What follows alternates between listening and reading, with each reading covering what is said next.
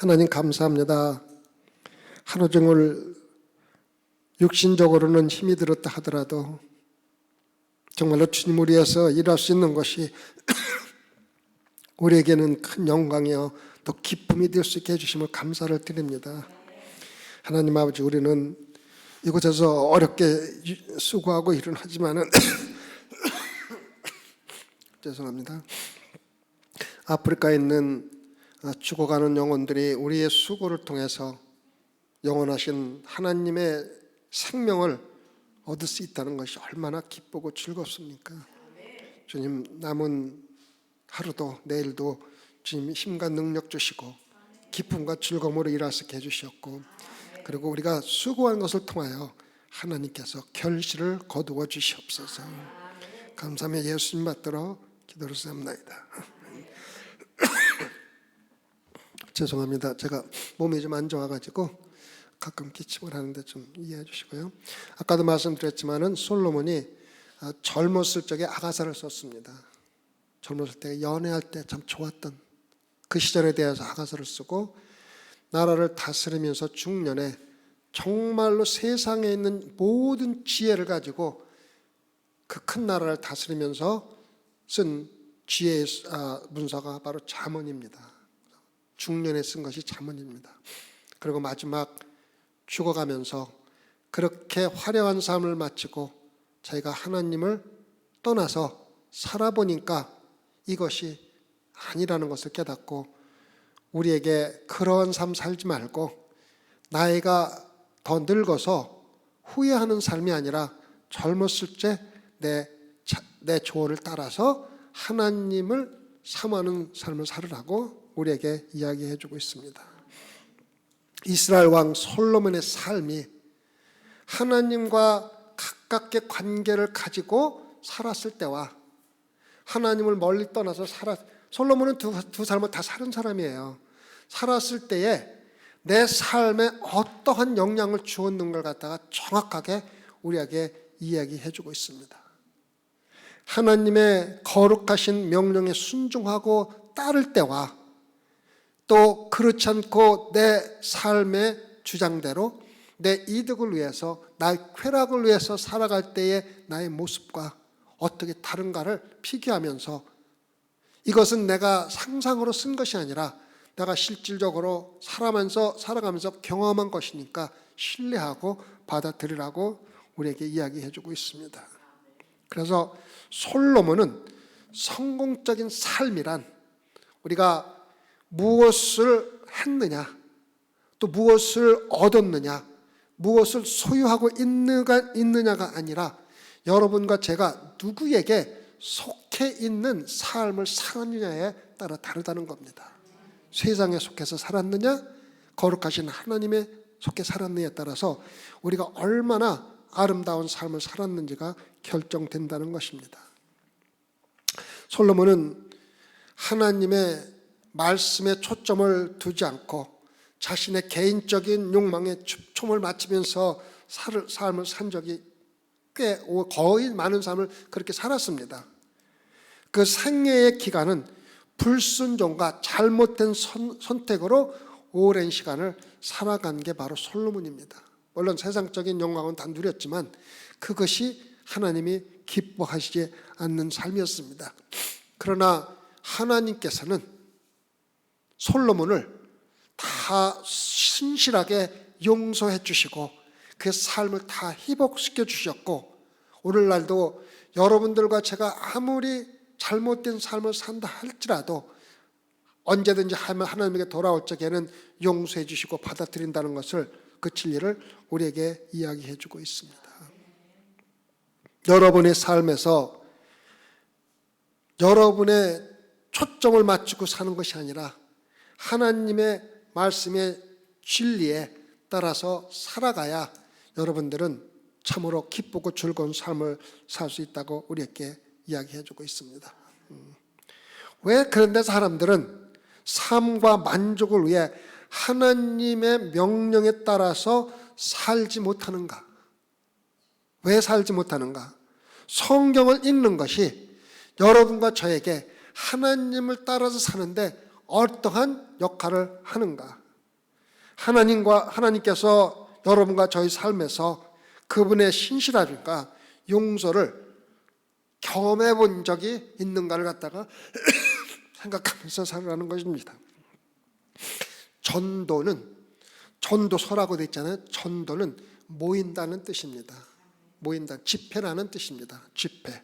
그래서 전도서에서 모인 사람들에게 솔로몬이 설교를 하는 것과 똑같은 이야기로 되어 있습니다. 요즘의 세상에서는 텔레비를 보거나 또는 유명한 강사를 통해서라든가 여러 가지 방법으로 우리를 유혹하려고 우리에게 설교를 하는 사람들이 참 많이 있습니다. 그러나 여러분과 제가 들어야 할 설교는 바로 모든 삶을 겪고 하나님의 뜻에 따라 사는 삶과 자기의 욕망과 뜻에 따른 삶이 어떻게 다른 것을 경험한 전도자, 즉 솔로몬의 말을 듣고 옳은 방향을 따라서 살라는 것입니다. 그래서 여러분들이 어떠한 모임에 갈 적에 조심해야 된다는 것입니다. 내가 교회에서 모이는 것 외에 어떤 모임에 가는지, 내가 그 모임에 갈 적에 얼마나 많은 시간을 투자하는지, 내가 그런 곳에 가서 듣는 것이 무엇인지, 아니면은 내가 그러한 환경 속에서도 성경 말씀에 집중을 하고 있는 것인지, 내가 그런 어떠한 모임에 갈 적에 다시 한번 생각해보고 내가 이 모임에 꼭 가야 하는지, 가서는 안 되는지를 심사숙고해서 결정을 하는 일 갖다가 여러분과 제가 잘 알으라는 것입니다. 솔로몬은 삶이 너무너무 혼잡스럽고 굉장히 불공평하거나 우리 삶이 아주 캄캄한 밤처럼 어두울 때 기억해야 될 것이 무엇인지를 알려주고 있습니다. 창조주 하나님의 계획에 대한 신뢰를 완전히 가지라는 것입니다. 창조주 하나님을 묵상한다는 것이 여러분과 저희 삶에서 어떤 의미가 있습니까? 생각해 보시기 바랍니다. 하나님께서 여러분과 저에 대한 삶의 계획을 가지고 있다는 것이 여러분과 제가 세상을 살아나가는데 왜 그렇게 중요한 것인지 생각해 보시기 바랍니다. 여러분이 하나님을 신뢰할 수 있다는 성경 말씀에 설 때 여러분의 삶이 어떻게 바뀌는지를 생각해 보라는 것입니다. 첫 번째 우리가 그 실천하기 위해서 생각을 하라고 얘기하고 있습니다. 생각을 하라. 창조주 하나님에 대한 순종으로 살았던 삶과 세상의 성공을 달성하거나 개인적인 즐거움을 얻는 데 초점을 맞춘 삶이 우리의 영원한 삶에 어떠한 의미가 있는지를 먼저 생각해 보라는 것입니다. 그리고 여러분은 지금 하루하루 살아가면서 도대체 누구에게 속해 있는 삶을 살고 있는가? 세상에 속해 있는 삶을 살고 있는가? 아니면 하나님에 속해 있는 삶을 살고 있는가를 생각해 보라는 것입니다. 생각해 봤으면 기도를 하라는 겁니다. 기도. 여러분의 삶에서 계속되는 신실함과 용서에 대해서 하나님께 찬양과 감사를 드리는 기도를 하라는 겁니다. 마지막으로는 생각하고 기도한 것을 실천하며 살으라는 것입니다. 삶이 어둡고 내가 어디로 가고 있는지 모를 때에도 정말 캄캄한 삶을 살고 있다 하더라도 주님을 신뢰하고 성경 말씀에 초점을 맞추고 살아가는, 실천하는 삶을 살으라는 것입니다. 몇 년 전에 베트남 전쟁에서 전투기를 모은 사람의 이야기를 읽은 적이 있습니다. 그 사람이 월남 전투에서 엄청나게 많은 150번이나 출격을 해가지고 임무를 수행했다고 합니다. 근데 가장 힘들었던 것이 밤에 캄캄할 때 임무를 뜨고 적지에 들어가서 임무를 수행하고 돌아오는 것이 가장 어렵고 힘들었다고 합니다. 비행을 하다 보면은 자기가 비행기에 있는 게시판을 잠깐만 눈을 돌리면은 비행기가 어디로 가는지 깜깜하기 때문에 방향 감각이 없어서 순식간에 추락할 수가 있다는 것입니다. 그래서 자기가 밤에 비행을 할 적에는 느낌이나 어떠한 감정적인 걸로 비행을 조종하지 아니하고 완전히 계시판에만 집중해서 비행을 하지 않으면 순식간에 추락한다는 것을 많이 경험했다고 이야기를 합니다. 이것은 무슨 말이냐면은 여러분과 제가 정말로 어렵고 힘든 세상에서 살아갈 적에 성경 말씀이라는 게시판에 눈을 고정시키고 살아가지 않으면은 우리가 올바르게 살아가고 있다 생각하는데도 하나님 보기에는 잘못되는 길로 갈 수가 있다는 것입니다. 그래서 여러분들이 기준으로 둬야 되는 것은 우리의 느낌이나 생각이 아니라 정말로 하나님께서 우리에게 주신 말씀의 게시판인 성경의 근거에서 하루하루 살아가라는 것입니다. 신성한 길로 인도하는 계기판보다 우리가 의존해야 될 것은 아무것도 없습니다.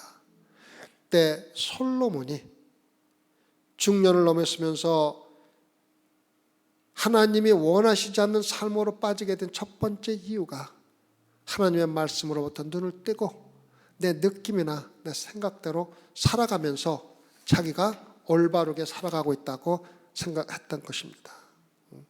솔로몬은 누구의 아들입니까? 다윗 왕과 밧세바의 아들이었습니다. 솔로몬이 성장하면서 그의 아버지인 다윗은 엄청나게 큰 이스라엘 나라를 성취시키지 않았습니까? 그러면서 정말로 아들 다윗 솔로몬에게 아무런 어려움 없이 큰 나라를 다스릴 수 있는 모든 것을 준비해놓고 왕위를 물려주지 않았습니까?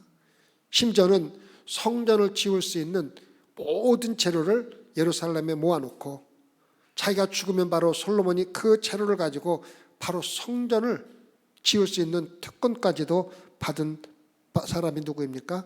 솔로몬입니다. 솔로몬. 아무것도 거칠 것도 없고 가만히 있기만 해도 엄청나게 부와 영광을 누릴 수 있는 사람이 솔로몬이었습니다. 더더군다나 다윗이 죽고 솔로몬이 왕위에 오르면서 엄청난 이 지금까지 역사상 없었던 또 앞으로도 없었던 엄청난 사건이 일어나지 않았습니까? 하나님께서 꿈에 솔로몬에게 나타나서 그에게 말씀하십니다. 내가 너에게 모든 것을 주겠으니까 네가 원하는 것을 이야기하라고 백지수표를 주고 있지 않습니까? 근데 솔로몬은 많은 사람들이 놀랍게도 그 백지수표에다가 사람들이 보통 생각하는 권력이라든가 부라든가 자신의 경각이라든가 명성이라든가 그러한 요구를 전혀 하지 않았다는 것입니다. 그리고 뭐를 요구했습니까? 지혜를 요구하지 않았습니까? 사람들이 놀라지 않습니까? 열왕기상 3장 9절에서 12절을 보면은 열왕기상 3장 9절에서 12절을 보면 누가 주의 이 많은 백성을 재판할 수 있사오리이까? 지혜로운 마음을 종에게 주사 주의 백성을 재판하여 선악을 분별하게 하옵소서. 솔로몬이 이것을 구하매 그 말씀이 주의 마음에 맞은지라. 이 하나님이 저에게 이르시되 네가 이것을 구하도다. 자기를 위하여 수도 구하지 아니하며 부도 구하지 아니하며 자기의 원수의 생명을 멸하기도 구하지 아니하고 오직 송사를 듣고 분별하는 지혜를 구하였은즉 즉 내가 네 말대로 하여 네게 지혜롭고 총명한 마음을 주노니 너희 촌에도 너와 같은 자가 없었거니와 너 후에도 너와 같은 자가 일어남이 없으리라.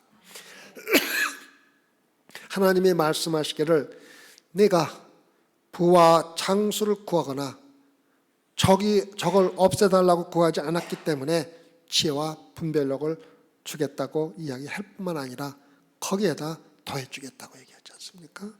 열왕기상 3장 13절에 내가 또 너의 구하지 아니한 부와 영광도 네게 주노니 네 평생에 열왕 중에 너와 같은 자가 없을 것이라. 솔로몬은 모든 것을 얻었고 그의 삶의 최고의 영광 가운데 출발을 한 사람입니다. 솔로몬은 통치 초창기에 사랑의 이야기를 쓴 아가서를 기록했지만 동시에 이웃 왕들의 딸, 다시 말하면 공주들과 개인적으로 사랑과 결혼을 계속함으로써 하나님을 영광되지 못하게 한 사람이 솔로몬입니다. 솔로몬은 결국 700명의 공주와 결혼했고 그 나라들과 군사 동맹을 맺은 것으로 유명했습니다. 열왕기상 11절 1절입니다. 솔로몬 왕이 바로의 딸 위에 이방의 많은 여인을 사랑하였으니 곧 모압과 암몬과 에돔과 시돈과 헷 여인이라. 여러 공주들 중에서 가장 눈에 띄는 사람이 누구입니까? 바로의 딸입니다. 바로의 딸이 누굽니까? 솔로몬이 그녀와 결혼했을 때, 특히 오래전에 이스라엘 백성들이 애굽에서 종로를 타던 그 가운데서 하나님께서 권능과 섭리로 그들을 이끌어내 주셨는데 하나님의 권능에 대한 모욕을 행하고 있는 것과 똑같은 것입니다. 그의 통치 기간에 지혜의 잠언, 즉 우리가 잠언이라고 부르는 잠언서를 기록했지만 자기는 그 지혜의 잠언을 기록해놓고 자기는 그 잠언을 따르지 않고 자기의 생각과 세상적인 쾌락으로 돌아선 사람이 바로 솔로몬입니다. 솔로몬이 인생의 초점을 하나님에게서 자기 자신에게로 돌린 것은 성경에 기록된 것과 똑같습니다. 예를 들어서 그는 하나님의 거대한 금으로 덮인 성전을 얼마 동안 지었습니까? 7년 동안 성전을 지었습니다. 그리고 자기를 위해서 자기의 궁전을 거의 2배나 되는 13년을 통해서 엄청난 성전을 지은 사람이 바로 솔로몬입니다. 자기가 성전을 짓는 것은 형식이고 그 위에 자기의 것을 더해서 더 크게 지은 것입니다. 또 하나는 하나님께서 솔로몬에게 말과 병거를 키우지 말고, 그건 세상적인 권능이니까 키우지 말고 하나님을 신뢰하라고 이야기를 하는데도 말과 병거를 많이 키워서, 그냥 키웠으면 좋은데 그 자기가 키운 말과 병거를 이웃 나라들에게 팔아버립니다. 팔았는데 나중에 무슨 일이 일어납니까? 그 나라들이 이스라엘 침공할 적에 솔로몬이 판 말과 병기를 사용해서 이스라엘을 침공했다는 것입니다. 하나님의 말씀을 듣지 아니하고 자기 사유사역을 위해서 해족속과 시리안들에게 팔았는데 본질적으로 그들이 나중에 그것을 사용해서 이스라엘을 공격하는 무기로 사용했다는 것입니다. 열왕기상 10장 29절에 보면은, 열왕기상 10장 29절에 보면 애굽에서 내올린 병거는 하나에 은 600세겔이요 말은 150세겔이라. 이와 같이 햇사람의 모든 왕과 아람 왕들을 외에도 그 손으로 내어놨더라. 아람 왕들을 팔았지 않습니까? 열왕기 20장 1절에 보면 아람 왕 벤하다단이 그 군대를 다 모으니 왕 32인이 저와 함께 있고 또 말과 병거들이 있더라. 이에 올라와서 사마리아를 에로스하고 침공하게 되는 것입니다. 자기가 팔은 병기와 말에 자기가 공격을 당하고 있는 것입니다. 왜 이렇게 어리석은 삶을 살고 있습니까?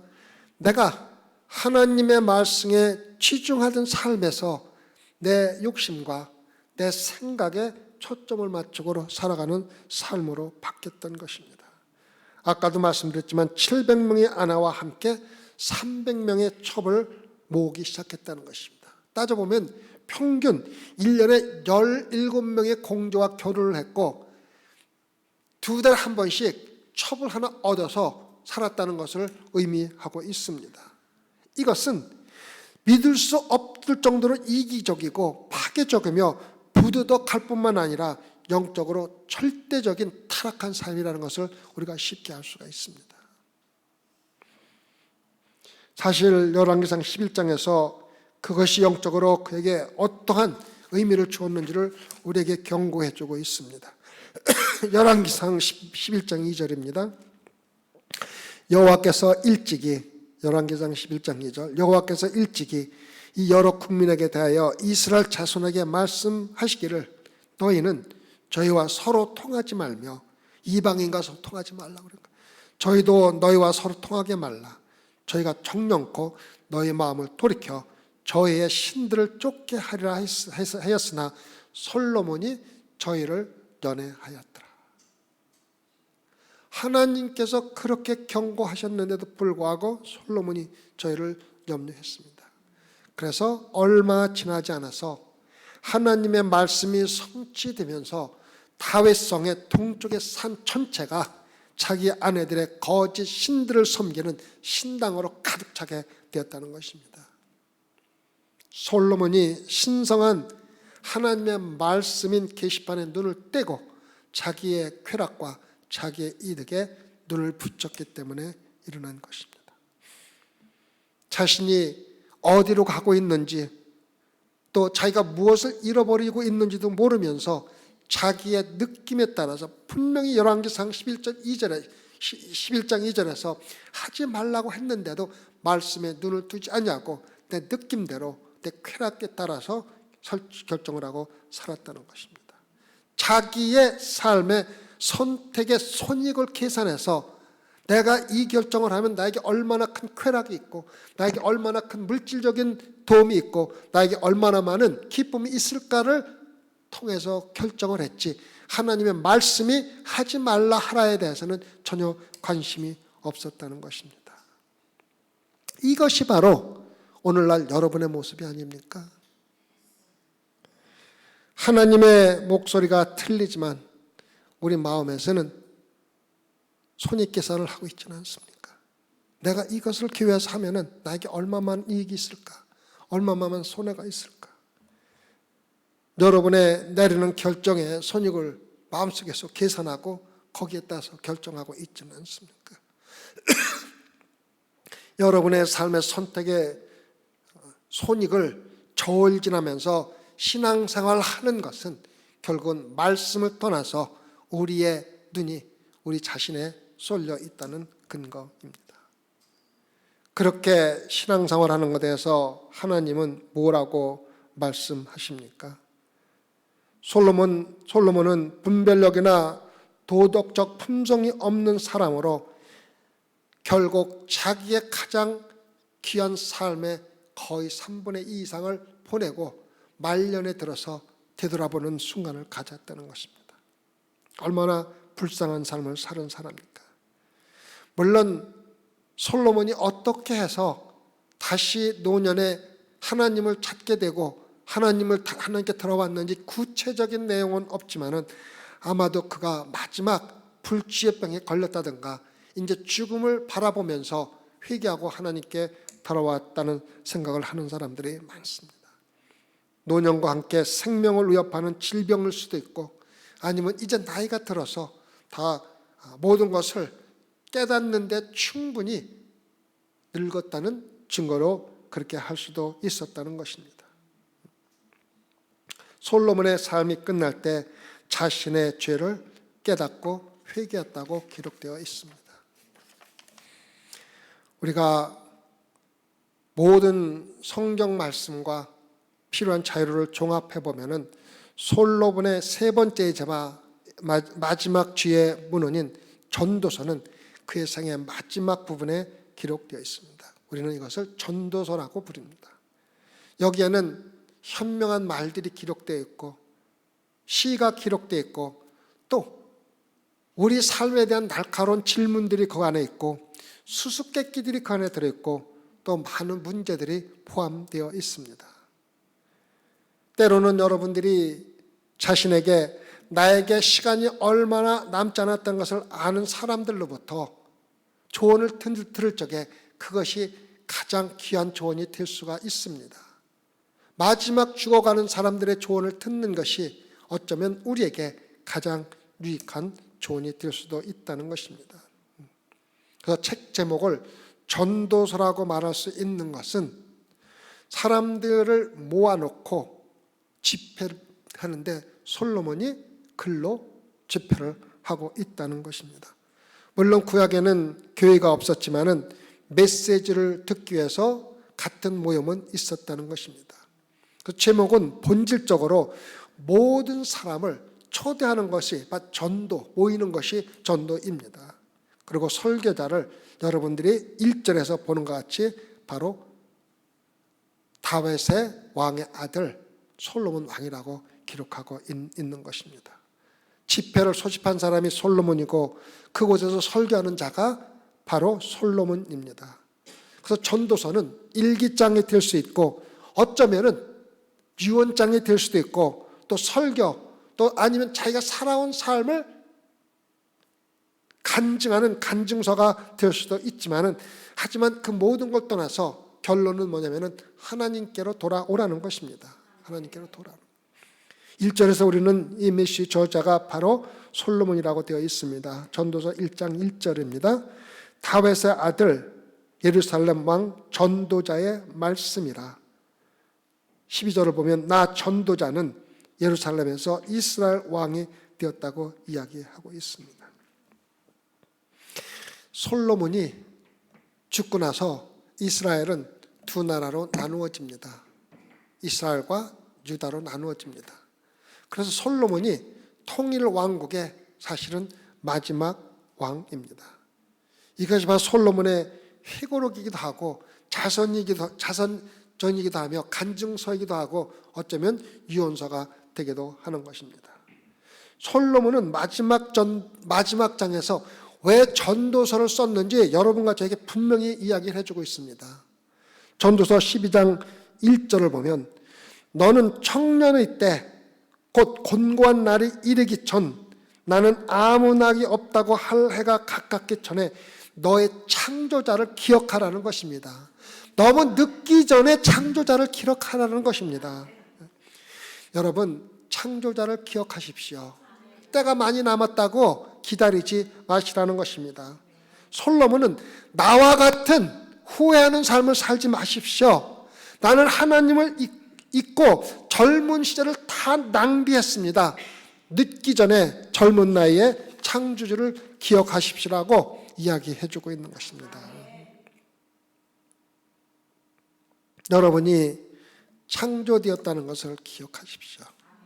여러분은 동물이 아니라는 것을 기억하라는 것입니다. 여러분은 사고로 태어난 것이 아니라는 것입니다. 하나님께서 계획하에 여러분과 저를 만드셨으며 그분과 함께 관계를 맺고 그분을 경배하고 그분과 함께 걷고 함께 살기를 갈망하면서 여러분과 저를 창조하셨다는 것입니다.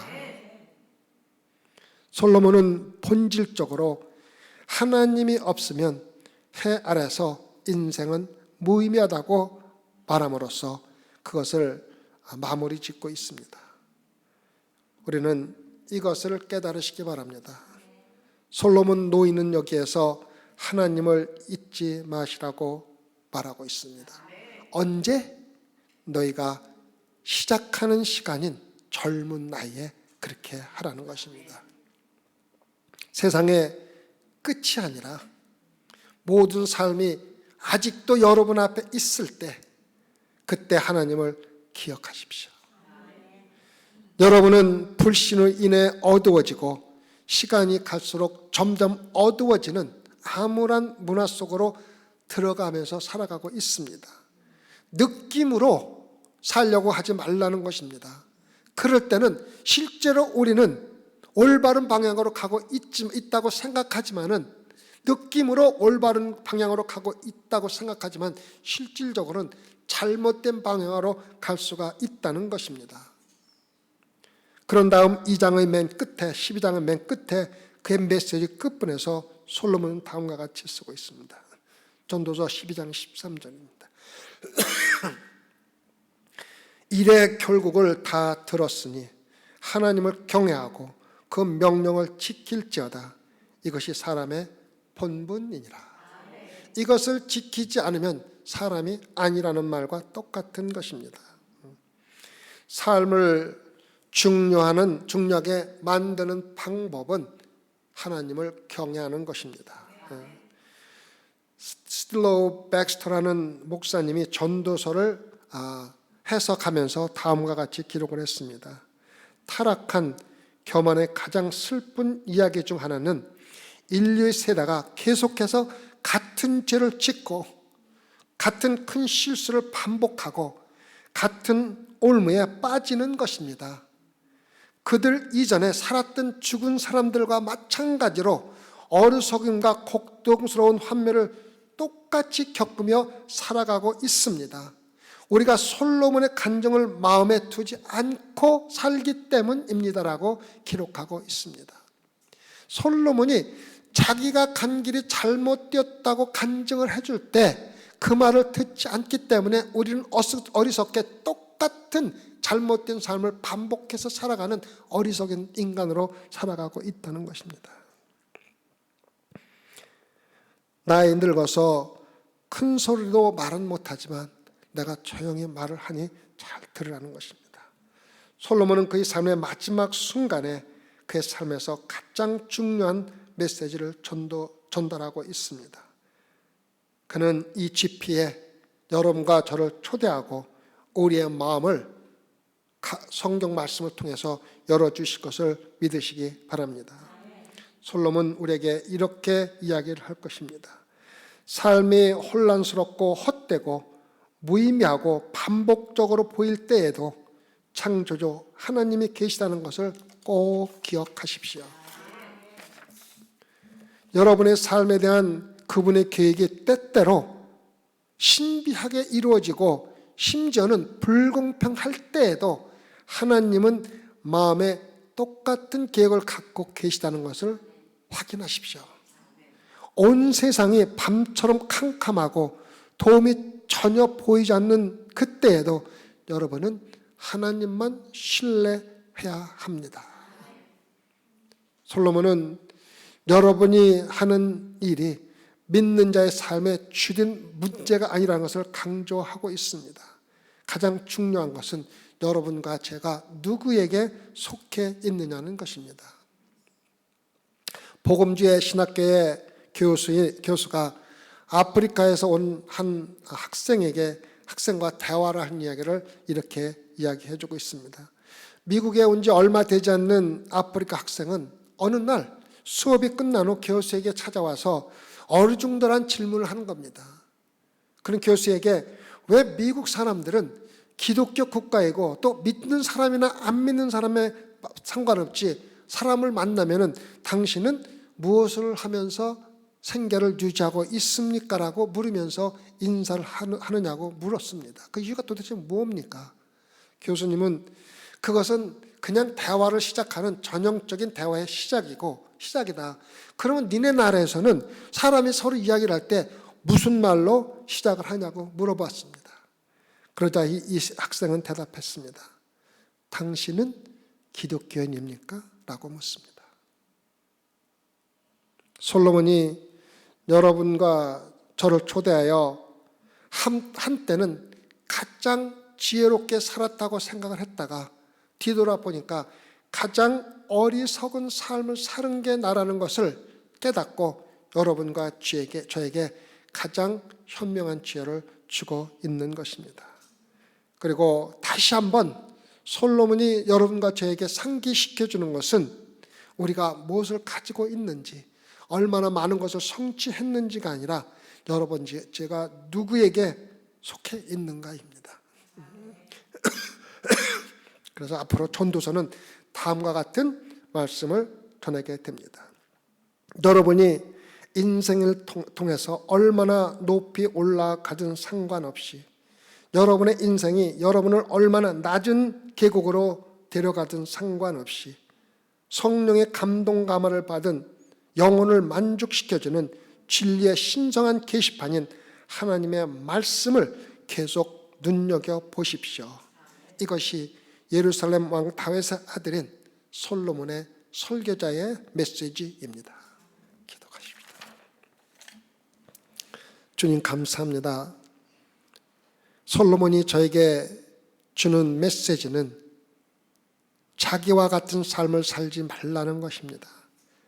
우리는 솔로몬이 얼마나 지혜로운 사람이었으며 얼마나 하나님의 사랑을 받은 사람이며 얼마나 많은 부와 영광을 누린지 잘 알고 부러워하지만 결국 솔로몬이 죽어가면서 우리에게 남기는 말씀은 그것이 참된 지혜의 삶이 아니라는 것입니다. 우리가 더 늙어 후회하지 아니하고 아직도 우리 앞에 살아갈 시간이 있을 때 솔로몬의 잠언의 전도서의 지혜를 깨닫고 하나님의 계시판인 성경 말씀을 근거로 살아갈 수 있는 소망계 성도로 삼아 주시옵소서. 감사하며 예수님 받들어 기도드렸사옵나이다.